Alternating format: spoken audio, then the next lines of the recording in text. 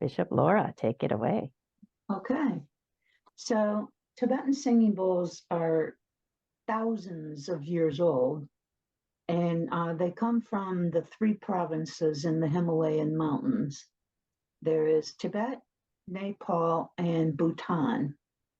And you can tell from the shape of a bowl which province they come from. So I'll show you some differences. Okay, so this one is roundish, but it has a partially flat bottom. And so that's Nepal. Okay. Then the Bhutan is flat side and flat bottom. That's Bhutan. Boy, Laura, I hear that. Okay. And then a regular, like a soup bowl, would be, there's one here. This one is like a salad bowl. This is Tibetan. So there's three different kinds. And then the sound that you get is energy. That's energy. And when you see the bowl, when you sing the bowl, you have a mallet like this, and you go around the outside like this. This is called a pedestal bowl because it has a little pedestal on the bottom that you can hang on to. So I like this one because I can make it sing and then I can use it on myself. I can go all around the chakras, I can go down the body, and I'm holding it like that. The others are placed on the body. See, they don't have a pedestal, so I wouldn't be able to, because if you hold on to it like this, it won't make any sound. You have to have a flat hand, and none of your fingers can be touching the bowl. So this one I would place on the body. Right now, the classes, there's 3 levels of classes that you can take.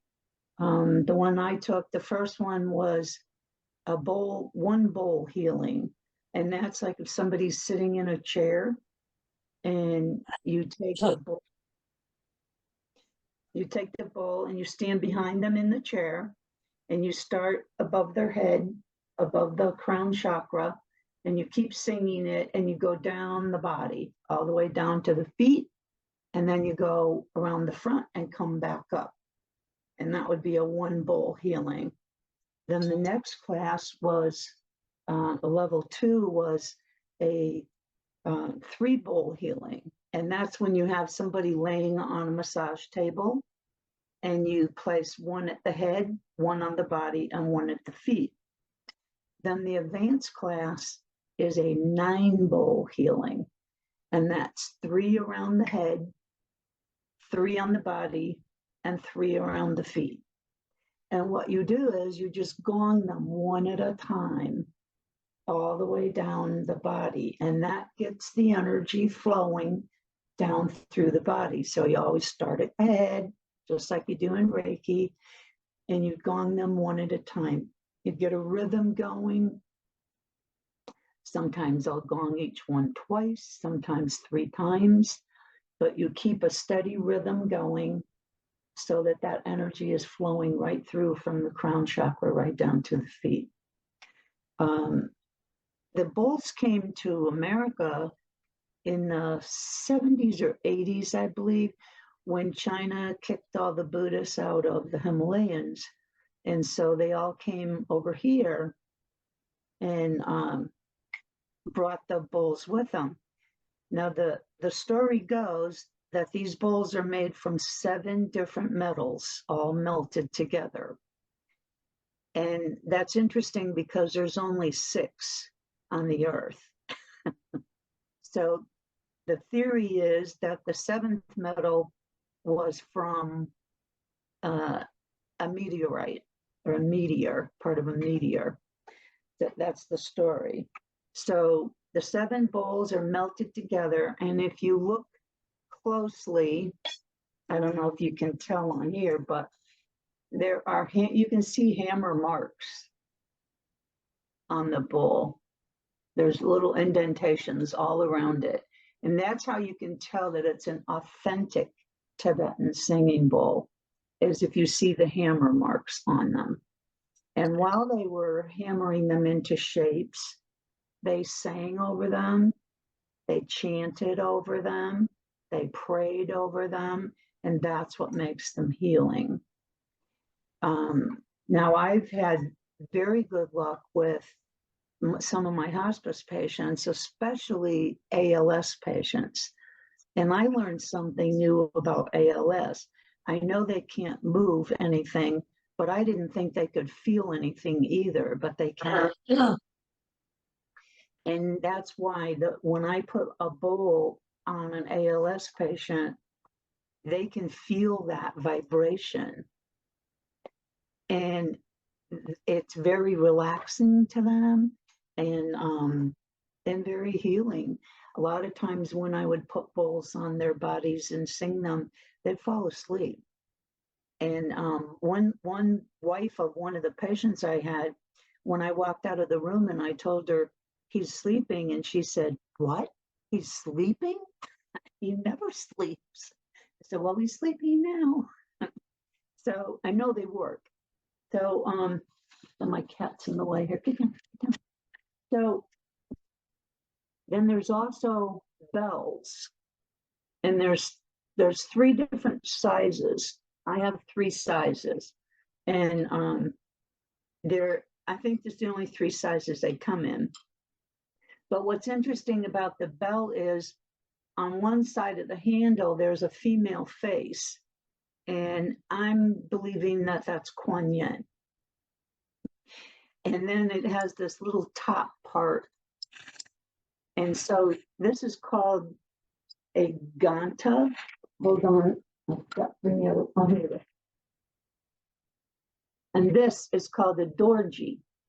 Now, every bell comes with a matching part, and they're a set. So this is the big bell, and this is its counterpart. The bell is called the Ganta, the Dorji. When you use these in healing, you lay the Dorji on the person's body and you ring the bell over it. And they work as a pair. And they send that energy into a cellular level of the body. So if they don't have a counterpart, then they're not authentic. So if you're in the market of buying them, that's what you would look for. And then another thing to look for is inside the bell. I don't know if you can see it, but there's little lotus petals right in the middle. There's lotus petals. And the number of lotus petals tells you which part of the body to work on. So if it's a higher number, then it's the higher chakras. If it's a lower number, it's the lower chakras. Now, they don't all have flower petals, though, lotus petals. This one, I don't know if you can see, but has star points. So that's what you would look for, either star points or lotus petals. And then you would count them. Like that bell, that's the middle size, and that has 6 points on it, star points. The big bell has like 10 lotus petals. So that's how you tell which part of the body to work on. So that's the male and female. That would be the male part, and the bell, the Ganta, would be the female with the little face on it. B, does yours have a Kuan Yin face on it, a little female face on one side? Yeah. So I think that's Kuan Yin. But anyway, so then there's also these little guys that are called tingshaws. And there's 2 different kinds of tingshaws. One kind has the 8 auspicious symbols on them. And those are all Tibetan symbols. And each of those means something different.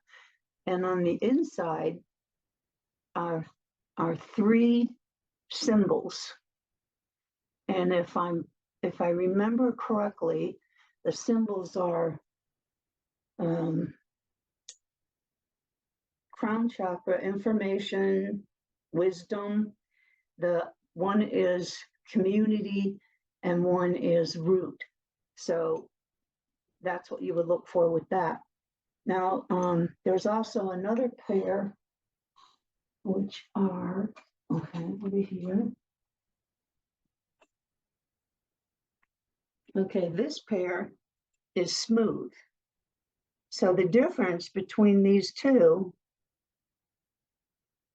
this one is called practitioner tingshaws, and these are used in healing. The smooth ones are used to start a prayer session, end a prayer session. A lot of massage therapists use these at the end of a session. And that would be monastery tingshaws. So there's monastery and practitioner.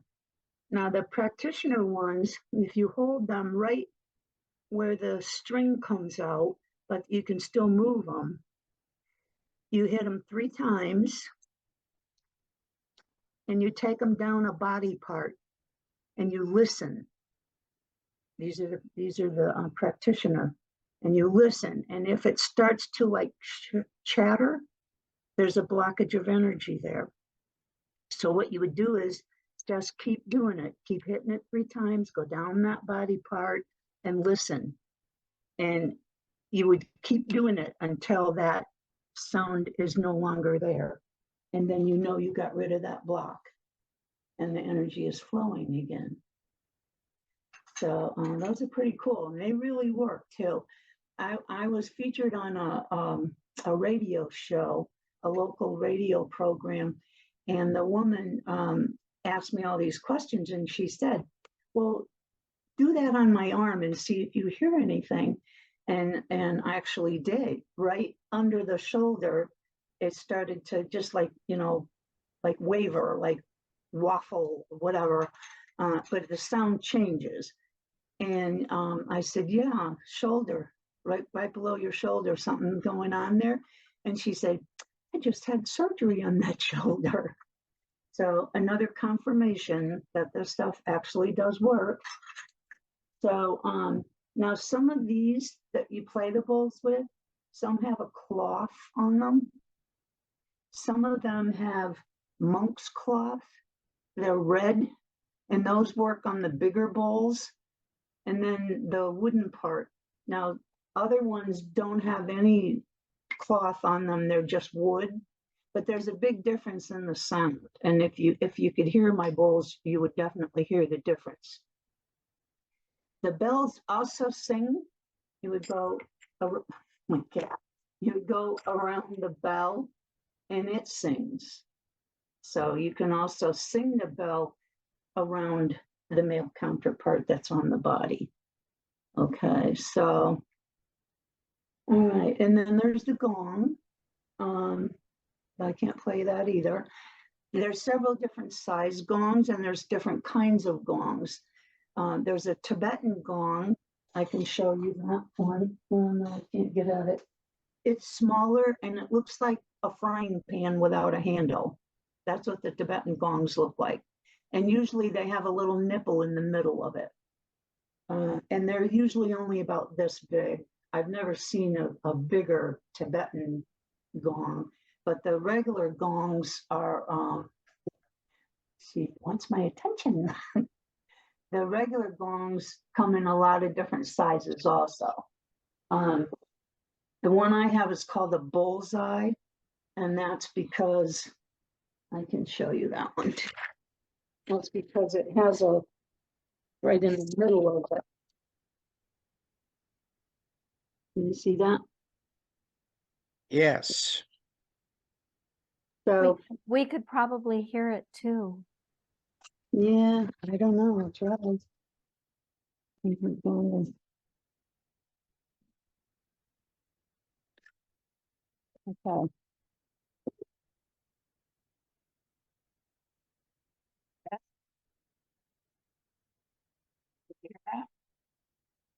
Okay. I need to talk to Laura. Did you hear that? Laura, No? when you're ready, I have Tibetan bowl sounds coming from YouTube that we could meditate with if you wish. Uh-huh. Okay. So when I do a sound meditation, I'll just briefly tell you how I do it. I set up all the gongs, the gong and the bowls, and then I take everybody through a short meditation just to get everyone grounded and in the right headspace. And then I start and I just make it up as I go along. There's no rhyme or reason to how you do it. You just hit the bowls in different forms and different measures, if you know anything about music. And they'll all blend, no matter what the sound. Each bowl has a different sound, but no matter how many you hit at the same time, they'll all blend right together. It's amazing, really cool.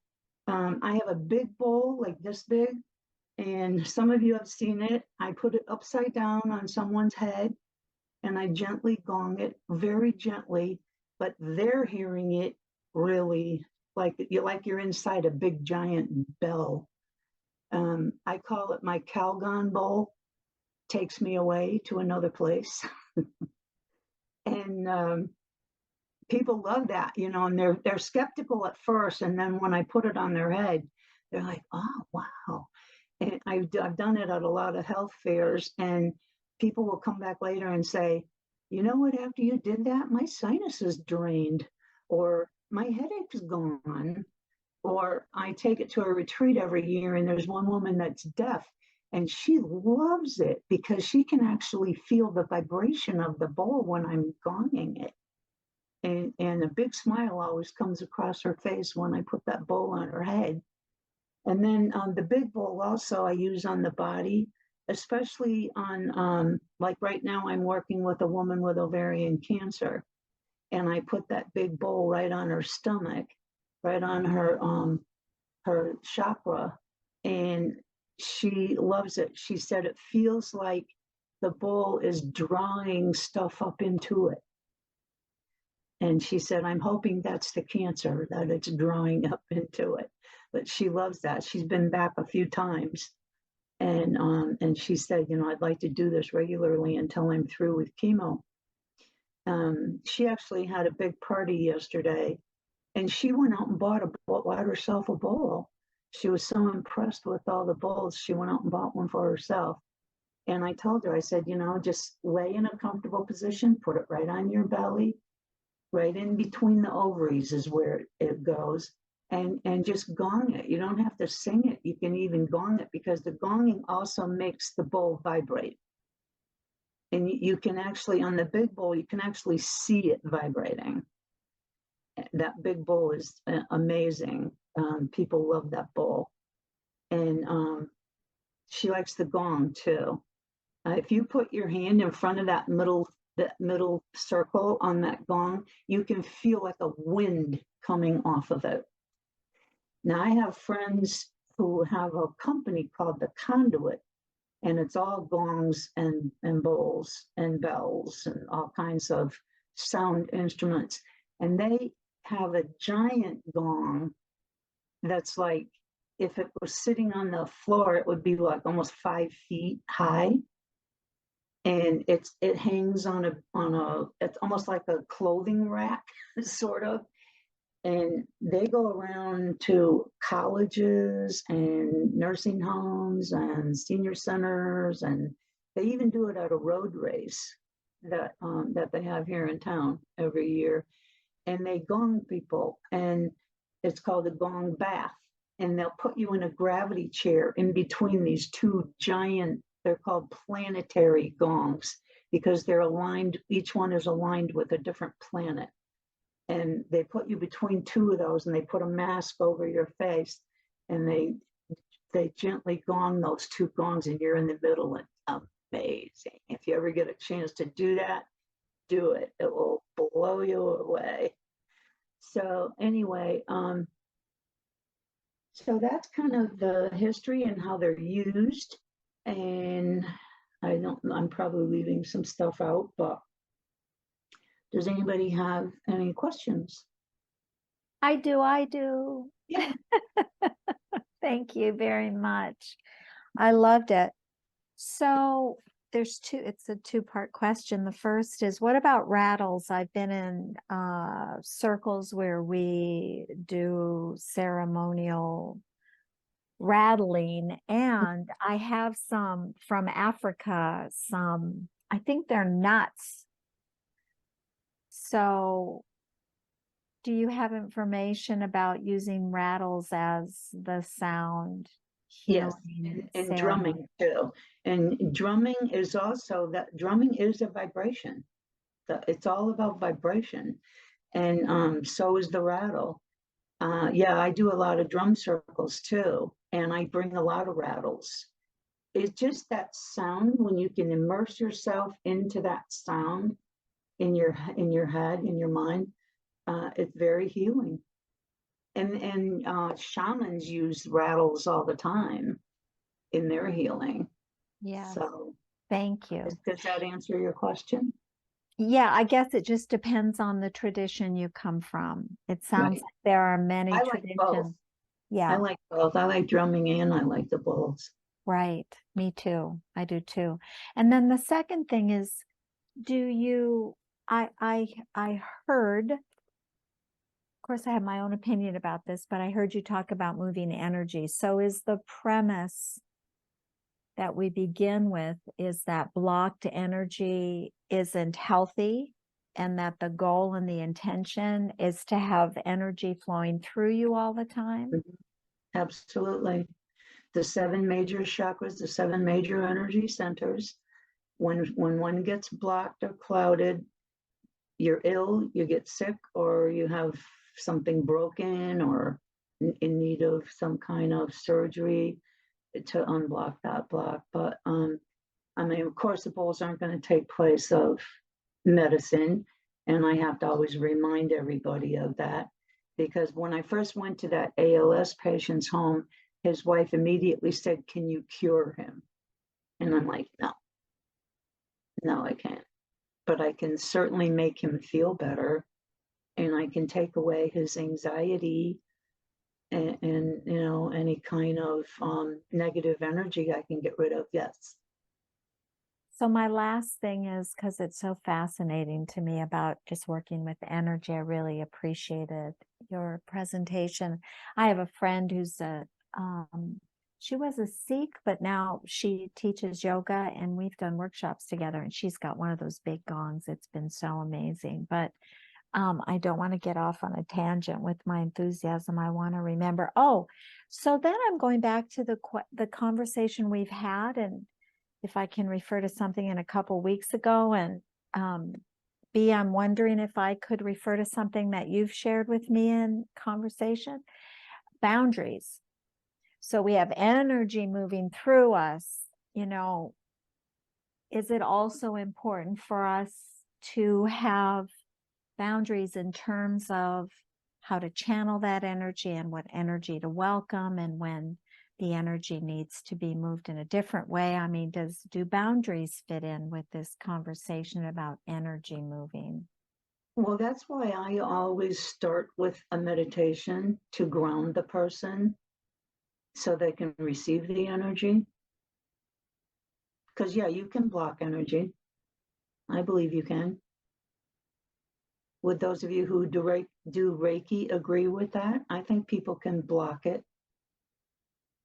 Yeah. And also, it's not just the vibration either. It's also the sound.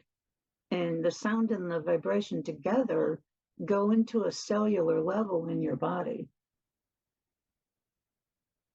I find that interesting also. But yeah, I always do a grounding little short meditation before I do any kind of healing work.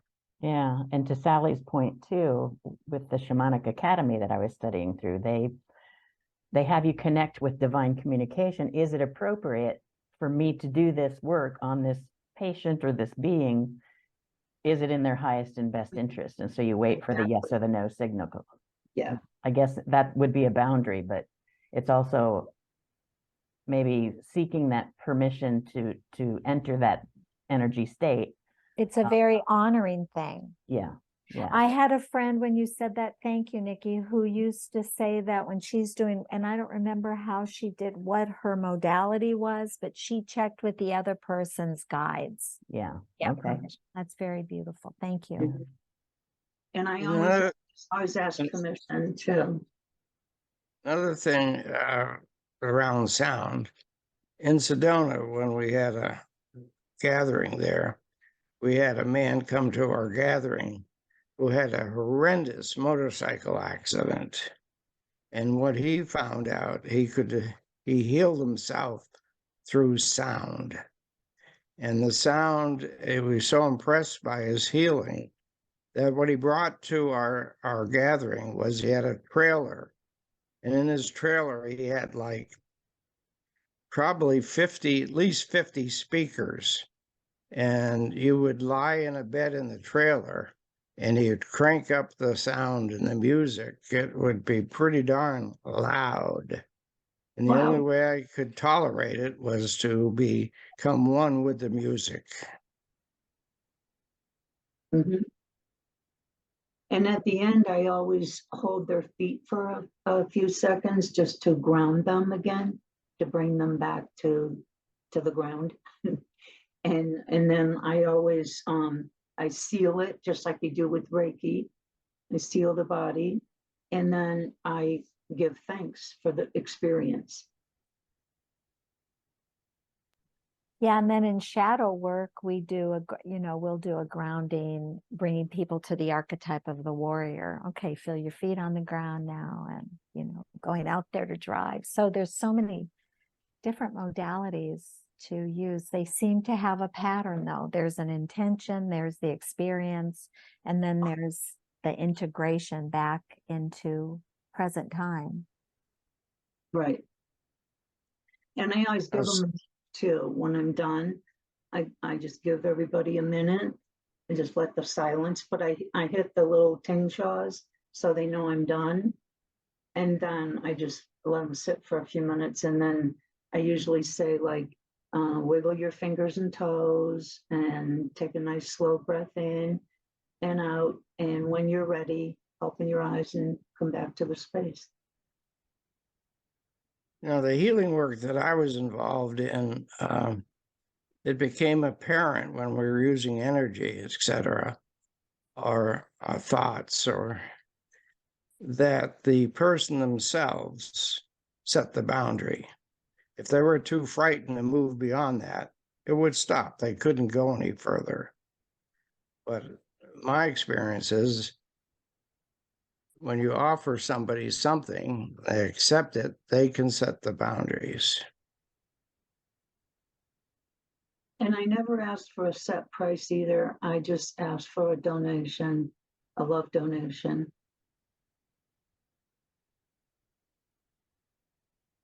So, Laura, I don't know I if just you, a real quick story. I actually went to a nursing home and a convalescent home and asked to do the bowls, which I've done several times. But the last one I did, this woman had Parkinson's and she was shaking a lot.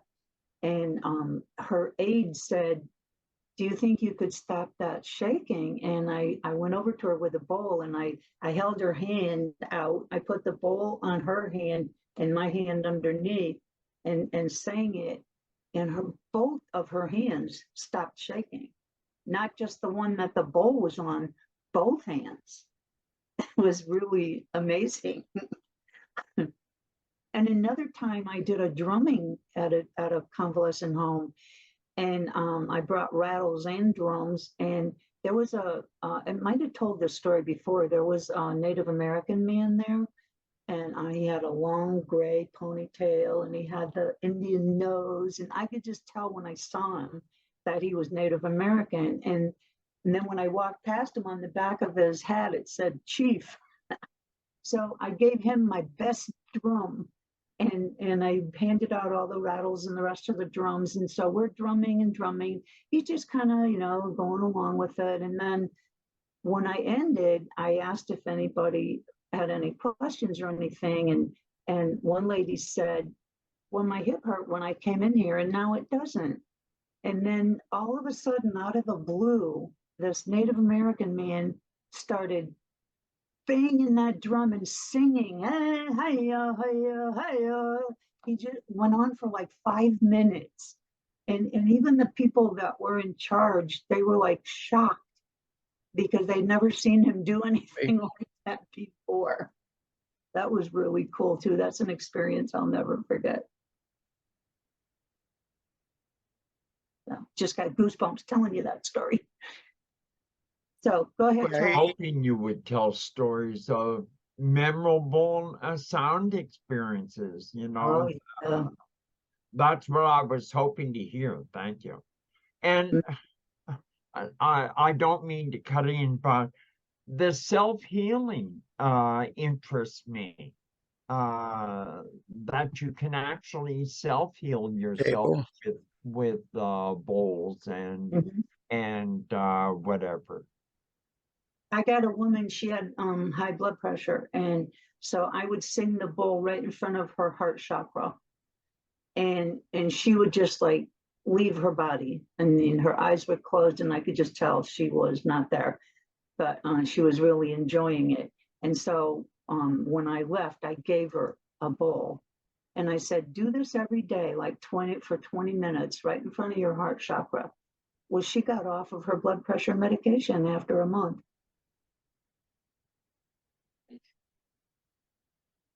And I write Remember, stories too. remember when we were at Sally's house for Women's Circle and you brought your big gong? This was an amazing. She started playing the gong, and all of a sudden we noticed all these blackbirds were collecting in the trees around Sally's house. Now Sally lives in the woods, but Like there were lots of them. there were so many blackbirds in these trees, and they were quiet. And the tree branches were like, no. They did not stop coming. They didn't move. They were quiet. As soon as she finished with the gong, they were gone. He took off. But all of us were like breathless because we're watching these birds just sitting there listening. And we were inside. No windows were open. Right. They could feel that vibration. It was amazing. And we still, all of us still talk about that to today because it was just such a beautiful thing to watch. And they were just blackbirds, no other kind of bird, just blackbirds. It was cool, you know. Remember And the other time, her, Sally's, when we were watched the movie about the orbs, and they said oh yeah, sound, music and sound draws orbs to right, you. And right. and we went outside and we sang, and a couple people had a drum, or I don't remember what, but all of a sudden the sky was filled with orbs. It was amazing. You couldn't see them with the naked eye, but we were taking pictures. And I'm telling you, I have the pictures. You would not believe them unless you were actually saw these pictures. What's an orb? What's an orb? What's an orb? It's a spirit. It's a spirit from the spirit world. When we were in Sedona, we had on a ceremony, we got a lot of orbs and different cameras. Yeah. And in videos, you can see them moving around too. So Usually they're white, but not always. Sometimes they're blue.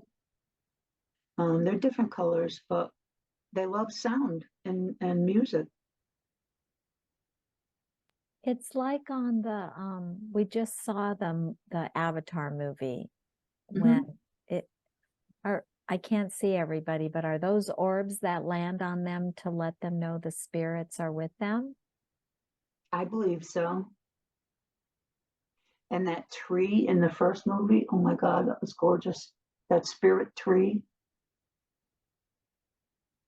This cat is driving me nuts here. It's the vibration of your voice attracting the cat. She loves the bowls too. Yeah. One time, I have to close my door now when I'm working on people because otherwise she'll come right in and jump right up on top of them. or she'll sit right outside the door. And I've had other cats that have done that same thing. It works on animals too. Yeah. It does. I had some friends who were actually working with dolphins for the most part, but they also went Sasquatch hunting. And so in their ceremonies, besides that Sasquatch, when they knew the Sasquatch was present, I guess there's a very strong odor, a horrible odor. That's how you know they're there. But the orbs are representations of their energy too. So in their pictures, they had thousands of orbs that would show up when they were doing this, process or procedure. If we Wow. ever do all get together again, I have a whole little photo album of pictures of orbs. Oh, wow. It's amazing sometimes. Although some people say they can see them with the naked eye, but I've never seen them with the naked eye. But boy, I can pick them out in pictures all the time. Even a lot of pictures that people post on Facebook, I'll go, ooh, there's an orb. They seem to show up on children's monitors in nurseries. Whenever mediums have seen the orbs, they normally identify it as being a recently departed family member, like grandma, who comes back to visit Yeah. the grandchild. And I was just this morning, I was watching a video of orbs that moved through the room during the taping, and it was quite amazing. There's videos. You can find a video, Sally, and watch it because it's amazing. And once you watch that movie and you see what they look like, then you'll start seeing them all the time. I think I've So- seen them in pictures before. Thank you for all of that definition, description, clarity. So, Charlie, did you find some music just for Yeah. a couple minutes? I have some gong music. Would you like to hear it? Is it playing? Oh, you can't hear it? No, No. I think it's the same issue we had earlier of the sound sharing. Oh, God. Sorry about that. But there's Where- tons of CDs Where do out you there. where do you buy the bowls, and where do you study? Well, there's a lot of different places that sell them, but I found a real authentic dealer that I deal with. He goes over there to Tibet twice a year, every other year, and he picks them out himself. He has a dealer over there that buys them from the people that make them. And so I know his are authentic and his prices are very reasonable. I've been to other stores where the prices were just astronomical. And you don't want to buy bowls that have paint that are painted, the colors, if you want it for healing.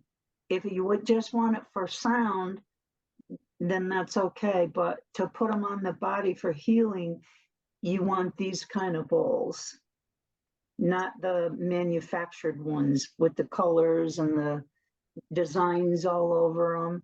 Like They're this. Yeah, Yeah.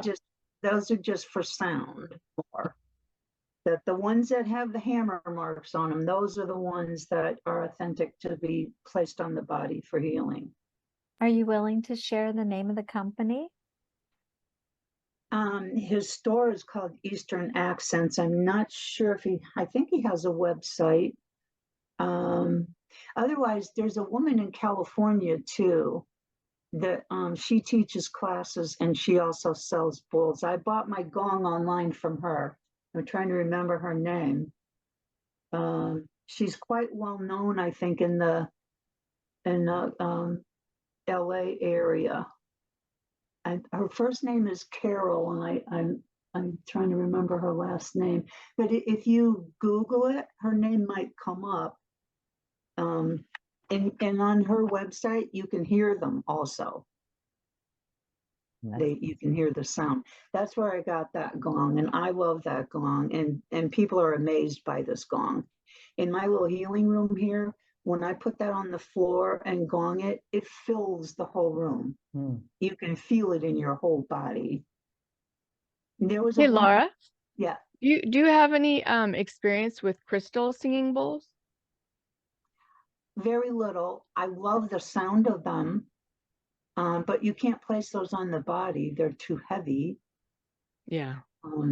But I do go to a sound healing with a woman who just does those bowls, and she tones and sings with them. It's beautiful. Yeah, And that's the other thing I was going to ask about is the just toning and chanting for like healing vibration and sound. yeah, and my teacher, I took classes through Hartford Hospital, through their alternative medicine department, and I actually have a certification. I'm certified sound healing, which gets me in a lot of doors. So, Yeah, because I I have took certification. that too. Yeah, Yeah, Debbie took with Marie. too. Yep. I Marie- didn't get the last class, so I didn't take the last one because she wanted to do it on Cape Cod, and I couldn't leave Steve I alone. did. I did go Yeah. to Cape Cod for that last one. We were on a cliff overlooking the ocean for our master class. Oh my God, that was amazing. We'd go out every morning and stand on the cliff and do Qigong. And then we'd go in and play with the bulls. So that was amazing. I just put on in the chat. I bought my bowls from a company in Nebraska, and they get them from Tibet. So I don't know if that's another company too. They're online, so I don't know. But can you believe them though? Can you believe that they're telling you the truth though? I don't know. See, I know they've got a lot of other stuff. I don't know. They're not painted, so you'd have to. Yeah. I've had them for 15, 20 years, I guess now. So Do they have the hammer marks on them? I think they do. Yeah, I've got them in the closet. I'll have to look at them again. But and they've got different notes too. And you can test them on the site too. So I'm waving my hands like you can see me. Yeah, hold my hands down. I can't talk. But yeah, they play different notes. So each one is a different note. So. Yeah, put a link in chat for Thrive 2, the movie, and they have a big segment on sound for healing, and they talk about quantum sound and quantum physics and all kinds of things. It's really fascinating. So that's free for a period of time. I don't know how long, but it's over 2 hours. And it's funny too, because why I like to go to the store and see them all, because I like to play them before I buy them to see if they connect with me. Yeah. Because sometimes they don't. Sometimes I'll pick up a bowl and it won't make any sound at all. But other ones I'll pick up and they get really, really loud. Yeah. And that's how I got into the bowls. Was I was at a massage, a Reiki share. And this Marie, our teacher, she had a bowl and she came around to everybody and played it in front of their heart chakra. And when she came to me, the bowl got really, really loud. And so afterwards, she said, any questions? Well, I didn't say anything, but somebody else said, how come it got so loud in front of that lady? And she said, what was your day like today? What did you do today? And I had done 3 hospice Reikis that day. So my energy level was up there and the bowl picked up on it. Wow. And got really loud because my energy level was high. So they do. That's why I like to pick them out in person. Yeah. So you can hear them and see if they call to you. Yeah. If you ever go to Mount Shasta, they have the largest New Age store you've ever seen in your life, and they have everything, and the quality is superb. And there's local people that teach everything, and the energy there is incredible. Yeah. I also want to give a shout out to your cat, Laura, because the furs on cats are amazing healing sound. Mm-hmm. They really are. And he obviously wanted to be in the conversation today. Yep. She does that a lot. She has to be in the same room I'm in. Amazing. We had a pair of cats in Sedona and they were healing. They would come into Circle all the time. But that was interesting. And there are stories about cats in convalescent homes that know when someone's dying. Mm-hmm. And they'll go to that room and they'll sit on that person's bed. Nice. It happens. You see the tree of life on my wall in my background. around. But I have 2 windows right here in my healing room, and right outside there's a tree that looks exactly like that. It Wow. is perfectly shaped. It has roots coming out just a little bit. I call it, I have my real life tree of life right outside the window. That's great. Yeah, Thank you Laura, for that's- sharing all that. It was interesting to me because when I shop for things I want in my altars and whatever, I noticed the differences in some of the symbols and some of the bowls and things that I looked at. I never knew the significance or the fact that they were different provinces, et cetera. So thank you for all that. Charlie? And the monastery King Shah only has 1 symbol, Ah, because the practitioner one has 3. okay. This has been a great presentation, Laura, despite, just the lecture alone. It was wonderful. Yeah. One of my passions. I What are have we doing next week, 19 kids? I have 19 bowls, 2 gongs, and 3 bells, and 2 tingshas. Wow. Well Nice. done. All right. Yeah. Charlie, topic next week. Any suggestions or any requests from anyone? Yeah, I'm still working on my friend. He'll choose a date one of these days. Okay. I just want to give a little shout out that I sent out an email about timing for the peer support and counseling class. I didn't send it to you, Sally, because you know this material inside and out. Sally B, that is. But Dolly, I don't have your email address. So could you put that in the chat for me? And then, let me know on the email what you guys like as far as timing. Sounds good. B, I did forward it to Dolly. Thank you. But Dolly, you ought to, give What do I Nikki, do? give put in a chat your email so other people can chat with you. Okay. And how do I do that? Where's chat at? At the bottom of your Zoom screen, there should Mhm. be some buttons that you can hover over, and one of them says chat. If you click on it, the chat box should open to the side.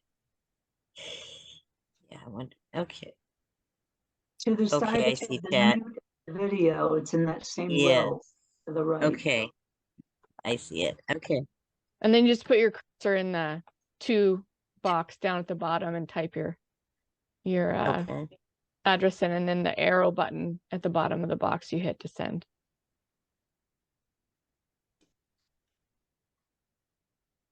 Oh, where'd it go? Topic for next week. Any Oh, by volunteers? the way, I did talk to the innkeepers at that bed and breakfast in Vermont. Oh, yeah. What'd they say? They're trying to limit to 20 people. They used to take 25. Now they're only taking 20. Okay. Since COVID, at Yeah. first they would only take 12. Now they'll take up to 20. And it is the same price that we pay. It's $210 for 2 nights if you're sharing a room with someone, and it's $310 if you want a private room. Every room has a bathroom, full bath. Does that include the food or not? It includes breakfast on Saturday and Sunday and dinner on Saturday night. So 3 meals. I'm Is going to it too- log up. I'm sorry, Kevin. I just wanted to say I'm happy to teach the spiritual process of the 3 stages of intention, journey, and integration anytime. And do we pray out do we pray out of here, or do I just say goodbye and thank you so much? Sometimes, but not always. So it's up to Okay. us. Yeah, let's just do a prayer. We do a prayer quick? Certainly. We would like to volunteer. Oh, I'll do it. Okay. Mother, Father, God, creator of all that is, great spirit, we come to you with much gratitude for our community, for our love of one another, for our love of information and learning. We thank you, thank you, thank you for another day, another experience, and much love. And we pray for the world to be healed, the whole world to be healed. We pray for love instead of hate. We pray for joy instead of sorrow. And we thank you, thank you, thank you. And so it is. So it Good. is. Thank you. So Sally, do you want to volunteer for next week? I'm happy to do that. Laura, thank you so much. It was great to be with everybody. And I'll be in my home in Michigan. So All right. thank you so Looking much. forward to that. Thank you. Have a great week, everybody. Bye. Bye. Bye.